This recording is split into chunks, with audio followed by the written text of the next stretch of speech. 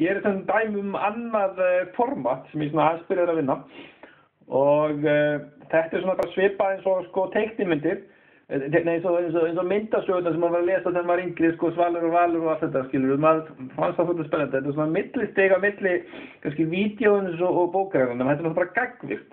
Og það gefur alltaf svona möguleika á að gera þetta mikið skemmtilegra, sko, að gera þetta svona litlar hreyfingar í þessu. En samt sko fara að fylgja sögunni bara nákvæmlega eins og vídeóð sko, það gefur að framlega neitt sko aukalega. Það búið til alls konar hluti. Where's the Waze? Og þá er hann hérna. Og svona þetta sem ég bara var að testa á með, veist, síni mínum og fleiri, þetta er bara snill, sko. Og svo er svona, eins og mikið lazy town, sko, reyna að gera eitthvað jákvæða, svona læra réttu orðin. Grapefruit.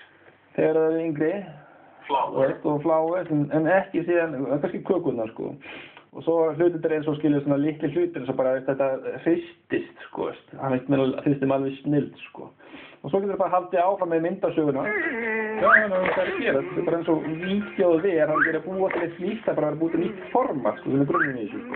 Dear Diary, Sporticus is always helping us. Það var ekki mikið lengi með þetta, sko.